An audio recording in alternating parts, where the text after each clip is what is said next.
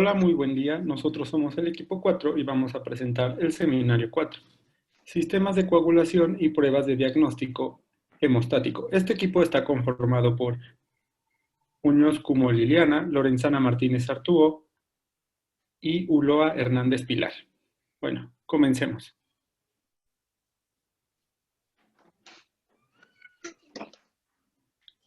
Bueno, empecemos hablando del sistema de coagulación. Para entender este y tener un mejor panorama, tenemos que empezar hablando de la hemostasia.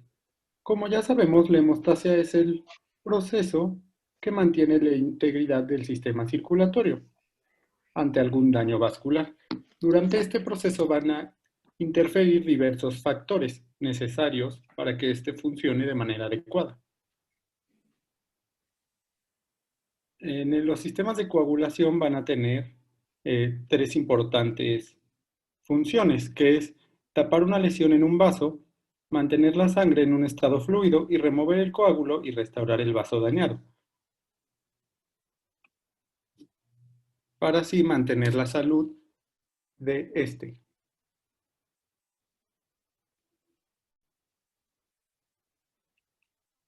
Bueno, como ya les mencionaba, hay diversos factores que se van a atribuir a este. Estos van a contar con diversas características. Hay algunos que son dependientes de vitamina K, como lo son el factor 2, el factor 7, el factor 9 y el factor 10. Todos estos factores se van a transformar en serinoproteasas de doble cadena. Estas van a ser unidas por un puente disulfuro. Tenemos un caso que va a ser el factor 5, que es una proteína glicolizada con un alto grado de hemofilia, con el factor 8. Este va a tener diversos dominios, va a ser sintetizado en el hígado y presente en plasma y en el 20% en gránulos alfa de las plaquetas. Todo esto considerando la hemostasia. Bueno, para entender y tomar un poco de los antecedentes del proceso de coagulación, tenemos que en 1905 Morawitz construye el primer modelo de coagulación, la vía intrínseca, y este se va a basar en la expresión del factor tisular. Este modelo se va a aplicar para poder así entender todo este proceso de coagulación y la relación que hay con los diversos factores. Él determinó el complejo factor tisular y el factor 7 activado, que va a activar el proceso que va a tener diferentes partes. El primero que vamos a explicar a continuación va a ser la iniciación. Bueno, como ya les mencionaba, este va a ser el primer paso a seguir.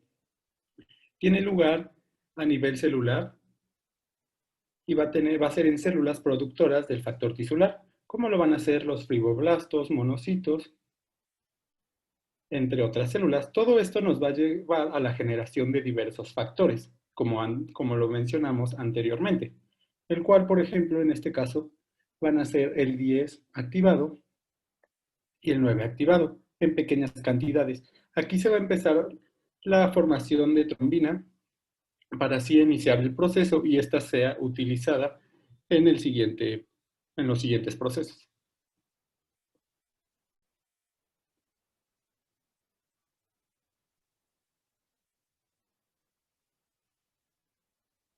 Bueno, el siguiente proceso que vamos a tener va a ser el de la amplificación. Aquí los factores se van a elevar y se van a activar. Entonces va a haber unas diversas cascadas de señalizaciones. Estos tienen lugar en la superficie de las plaquetas que son activadas por la trombina antes mencionada y generada en el primer proceso. La trombina va a acumular diversos factores y cofactores en su superficie, permitiéndole así el ensamble necesario que tenga lugar, como les mencionaba, las diversas reacciones enzimáticas. El último proceso que vamos a explicar va a ser el de la propagación.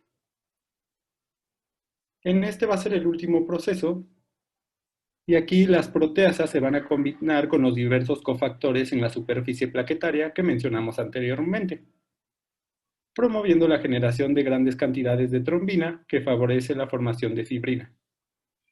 Y así se va a formar un coágulo estable y adecuado, como lo podemos ver en las diferentes cascadas de señalización. Bueno, a continuación explicaremos los diversos exámenes que se tienen. En las pruebas de laboratorio tenemos primero el tiempo de protrombina, que es el TP o tiempo de Quick. En este se va a medir el tiempo de coagulación del plasma y va a evaluar las vías extrínseca y común del sistema de coagulación. Esto va a ser en presencia del plasma citratado con tromboplastina y iones de calcio.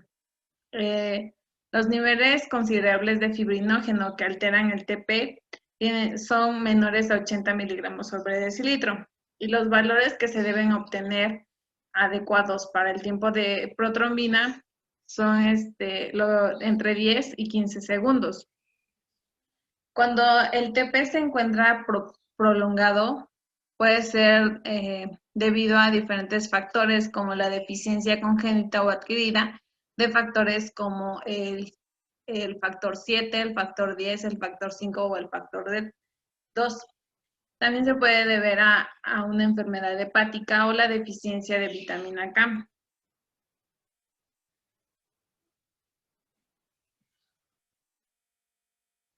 La siguiente prueba es el tiempo de tromboplastina parcial activado.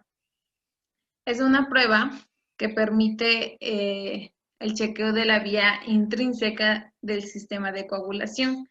Va a detectar los niveles disminuidos de los factores implicados en esta vía, como el factor 12, el factor 9, el factor 11. En esta prueba se va a consistir en medir el tiempo de coagulación del plasma citratado en presencia de tromboplastina parcial con iones de calcio. Posteriormente, el TP que salga prolongado se puede deber a déficit congénito o adquirido de los factores que intervienen en esta vía, o también se puede deber al tratamiento con heparina de bajo peso molecular, especialmente a dosis terapéuticas, o también porque se está consumiendo inhibidores adquiridos de interferencia, como un inhibidor antifactor del factor 8. La siguiente prueba son los tiempos de trombina. En esta prueba se evalúa la etapa de fibrinoformación, que logra medir el tiempo de coagulación del plasma citratado cuando se agrega como reactivo trombina. Es decir, tenemos el plasma citratado, se agrega trombina y se mide el tiempo en el que el coágulo se forma. Esto va a evaluar la vía intrínseca y extrínseca de la coagulación. El valor de referencia que es óptimo está entre 13 y 20 segundos dependiendo de la concentración de trombina que se haya utilizado. Y cuando el tiempo de trombina se encuentra prolongado, se debe a niveles bajos de fibrinógeno o a presencia de disfibrinogemias. También se puede deber por inhibidores adquiridos de tipo de antitrombina, tratamientos que se estén llevando a cabo con heparina, tratamientos con inhibidores directos de trombina endovenosos, etc. La siguiente prueba es el dosaje de fibrinógeno.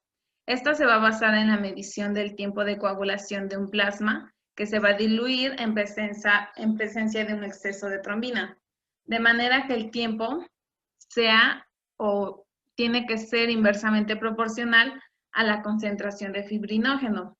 Los valores normales de fibrinógeno tienen que estar entre 1.8 y 4 gramos sobre litro.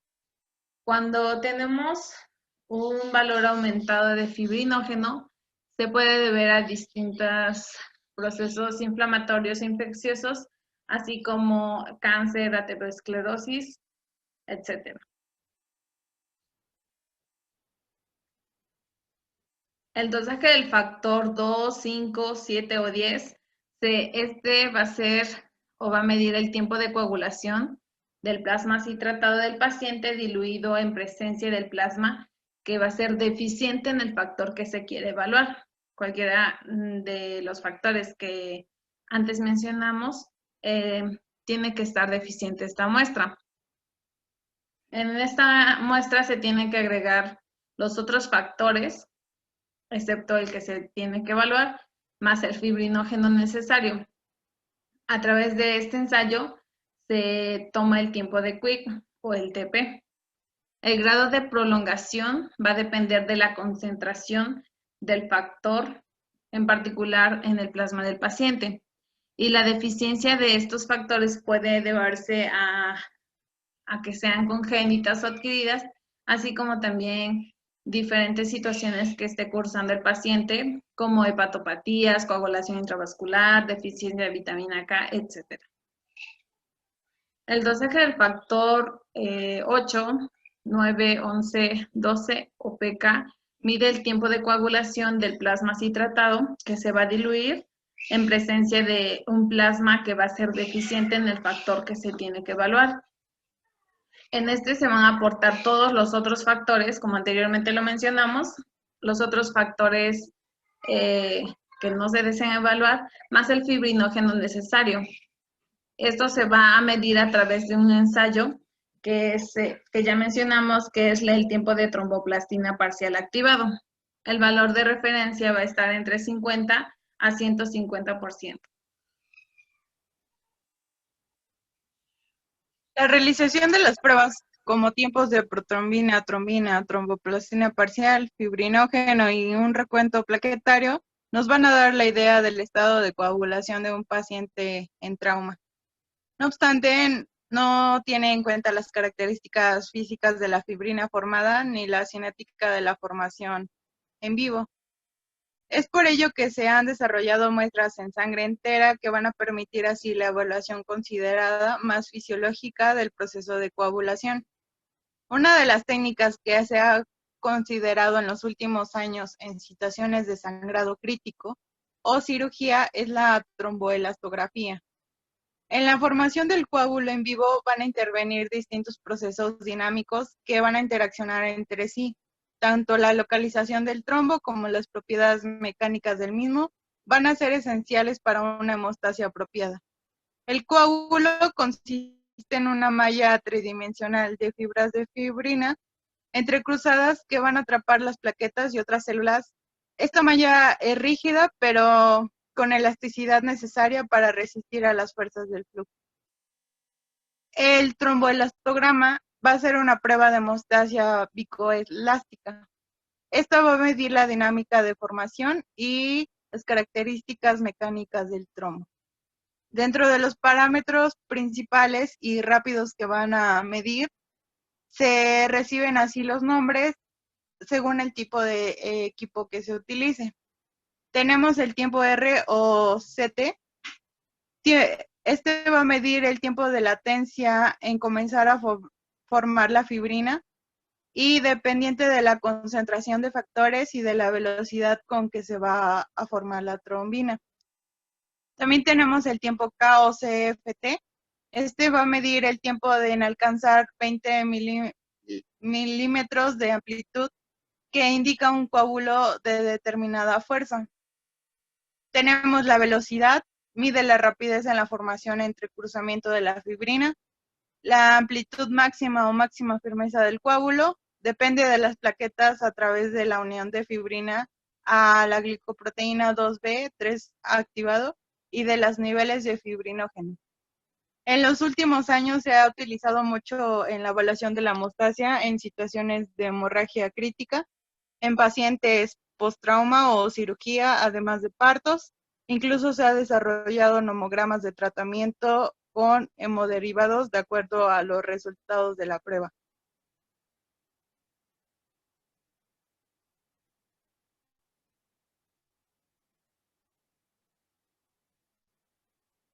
Tenemos dentro de los métodos de estudio plaquetario tiempo de sangría. Este tiempo va a medir tiempo que tarda en cohibirse la salida de sangre provocada por la incisión realizada en los vasos superficiales pequeños. Esta prueba es una prueba global de la hemostasia primaria. Va a estar influenciada por factores técnicos que se deben estandarizar cuidadosamente, como lo son profundidad, ubicación y dirección de la incisión. También depende del tipo de la piel del paciente y la habilidad del operador. El tiempo de sangría va a depender fundamentalmente de la calidad y cantidad plaquetaria y se va a medir por varias técnicas. Una de ellas es la técnica de Duke, que se realiza una incisión con lanceta original de Frank en el lóbulo de la oreja. Considerarse que esta no es una técnica recomendable, ya que es difícil la estandarización y va a tener una poca sensibilidad. También tenemos la técnica de IBI. La incisión se realiza en el antebrazo, donde se ha colocado un espironanómetro a una presión constante para llenar así los capilares en una forma homogénea y eliminar la variabilidad en tono capilar dependiendo de la tensión arterial del paciente. Los valores normales con los aparatos comerciales se estandarizan en cada laboratorio, pero generalmente el valor normal va de 2 a 9 minutos. Se encuentra alterado en trombocitopatías congénitas, como lo son Bernard-Solier, trombastenia de Glassman, enfermedades de Pol-depósito, y también alterado en trastornos de médula ósea y leucemias, además de síndromes melodisplásicos.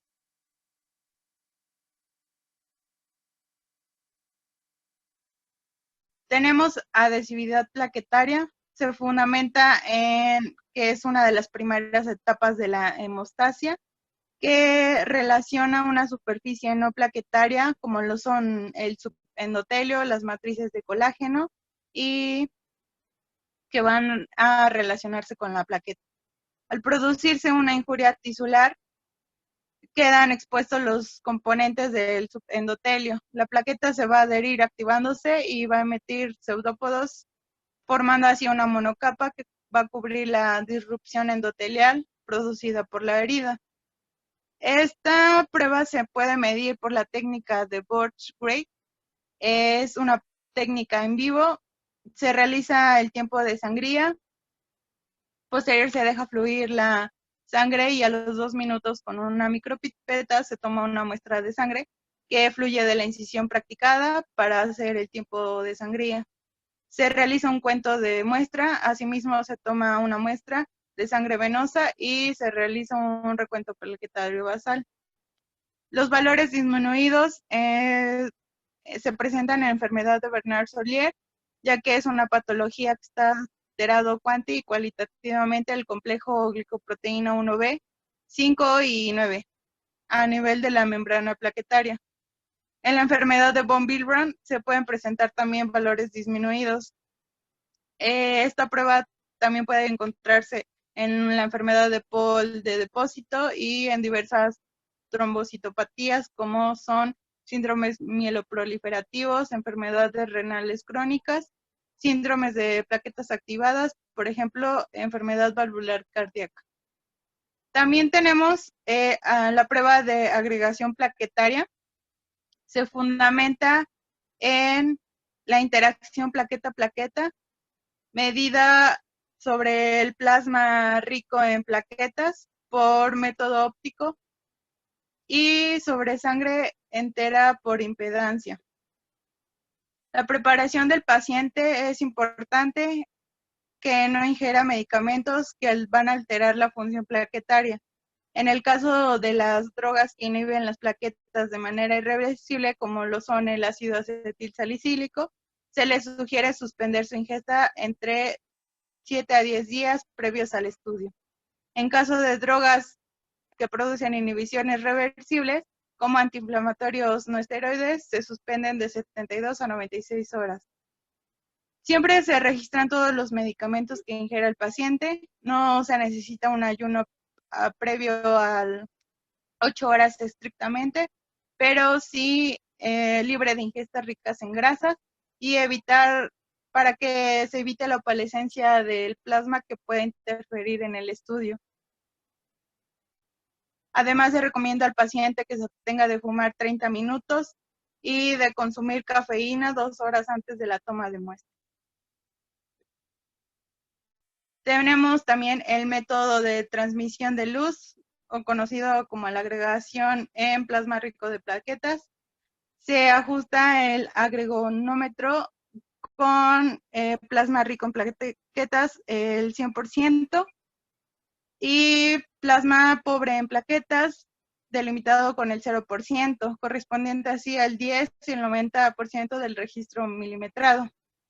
Esto nos va a provocar una hipofunción plaquetaria que está dada por la agregación plaquetaria alterada tanto en trombocitopatías congénitas como las adquiridas. Las anomalías que se presentan en algunas congénitas no son trombastenia Glassman, el síndrome de Bernard-Solier y alteraciones de reacción de liberación de gránulos. Además de las adquiridas, son mucho más frecuentes, pero las alteraciones se pueden presentar en distintos niveles, como lo son receptores de membrana, reacciones de liberación, síntesis de prostaglandinas y enzimas. Por lo tanto, los perfiles de agregación plaquetaria no van a seguir un patrón establecido. También va a provocar hiperfunciones plaquetarias, como aquí se van a presentar estados de activación tanto plasmática como plaquetaria, y provocando así en pacientes placas ateroscleróticas y accidentes cerebrovasculares, además en pacientes con diabetes. También tenemos el método de amperometría o impedancia, conocido también como la agregación en sangre entera. Se fundamenta que al ponerse en contacto el electrodo con la muestra de sangre entera, donde se va a formar así una monocapa plaquetaria inicial. Cuando se agrega un antagonista de la sangre entera bajo la agitación, se forman agregados plaquetarios que se depositan sobre la monocapa ya existente sobre el electrodo. Se va a crear así una diferencia de potencial por el aumento de la resistencia al pasaje de la corriente, que va a ser directamente proporcional a la masa depositada. La incorporación de este agregonómetro de sangre entera al estudio de la función plaquetaria se pensó como ayuda para evaluar a la plaqueta en su medio original.